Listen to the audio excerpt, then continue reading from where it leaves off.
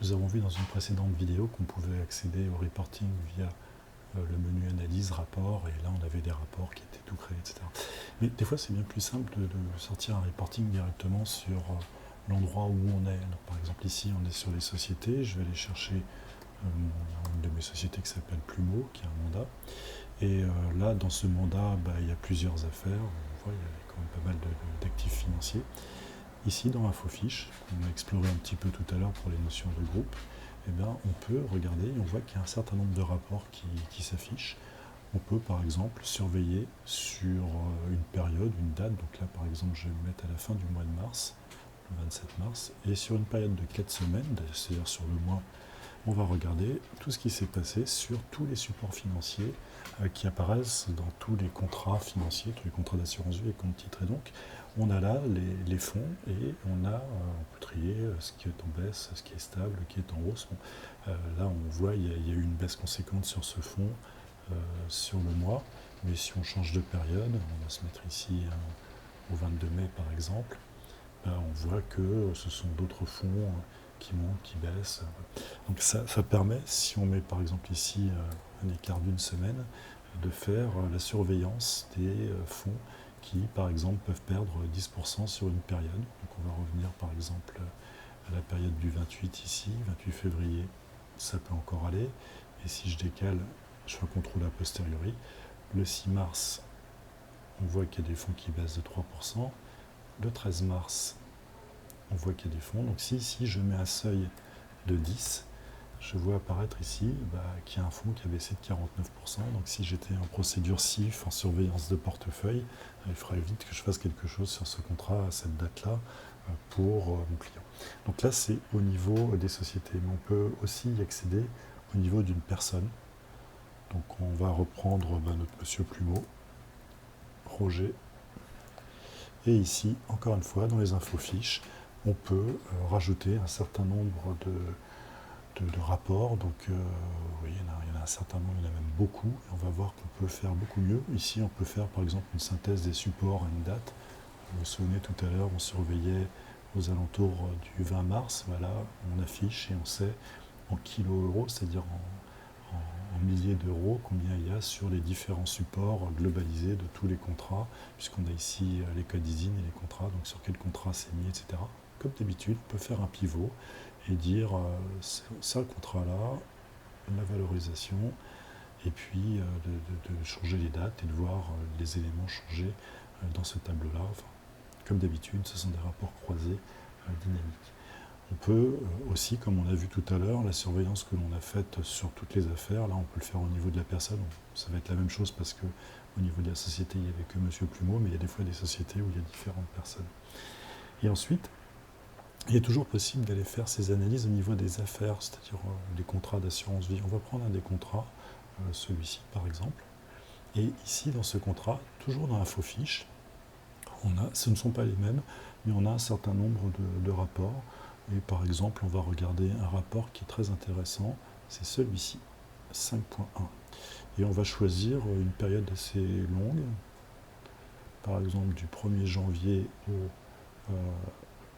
on va mettre 4 mois parce que vous allez vite comprendre pourquoi, et je cherche. Donc là, ça me donne quoi? Ça me donne un magma d'informations. Ce magma d'informations, c'est les investissements à date sur les différents fonds en montant et avec des catégories principales, générales, détaillées. Donc c'est totalement illisible de cette façon, sauf quand on fait un tableau croisé dynamique. Donc là, on voit que sur un certain nombre de fonds, il y a un certain nombre de choses. Et si je commence déjà en mettant la date ici, ça commence à être parlant. On voit que les actifs en fonds en euros sont stables dans le temps. Il ne faut pas regarder cette somme de total, elle n'a pas d'importance dans ce tableau. C'est ici que c'est important, c'est ce total-là qui représente le total par semaine. Et on voit que sur Global Harmony, ça a évolué, que Swiss Life, ça a évolué. Donc on voit avec ce tableau-là une évolution dans le temps des actifs. On voit que là, c'est passé quand même de 516 à 475. Donc il y a forcément eu des mouvements et on voit ici sur cette ligne qu'il y a une baisse qui est assez importante. Là, on l'a par contrat d'assurance, par nom de support, mais on peut par exemple avoir la catégorie générale, c'est-à-dire c'est quoi? Là, c'est diversifié, on va mettre la catégorie principale, je retire celle-là. Donc il y a une partie qui n'est pas identifiée, les 1800 euros, on ne sait pas trop ce que c'est, mais il y a 425 000 en actions et 85 000 en monétaire. Si on a l'information, on va essayer de voir dans quelle zone géographique, dans actions, nombre entier, monétaire, zone euro. On peut aussi de la même façon aller regarder chez quel promoteur on a ces données et de cette façon faire de l'analyse de portefeuille. Alors vous me direz, sur un contrat, ça n'a pas beaucoup d'importance. Si on remonte au niveau de Monsieur Plumeau, est-ce qu'il y est ce 5.1 ? Bon, je ne l'ai peut-être pas mis à ce niveau-là, mais on peut faire ça au niveau d'affaires un peu plus importantes. Par exemple, ça c'est une SICAV. Et sur cette SICAV ici, si je fais exactement la même procédure que tout à l'heure, le même rapport, le 5.1, et que je choisisse depuis le 1er janvier jusqu'au 24 avril et que je déclenche mon pivot, là plutôt que de mettre le nom ici, on va mettre la date. Donc déjà on voit les trucs qui bougent. Et plutôt que de mettre le nom, on va mettre la catégorie principale, action, obligation, monétaire, avec la zone géographique. Hop. Et donc on commence à avoir là une visualisation de ce qui se passe dans le temps, des investissements. Donc apparemment ici il y a eu des sorties, des entrées, mais on peut voir à chacune des périodes les expositions éclatées dans différents axes. Ici je peux par exemple dire je vais mettre le promoteur plutôt que les catégories principales et je sais auprès de quelle compagnie je suis investi. En montant, je peux, alors là je navigue, je vais y aller, c'est pas une somme, c'est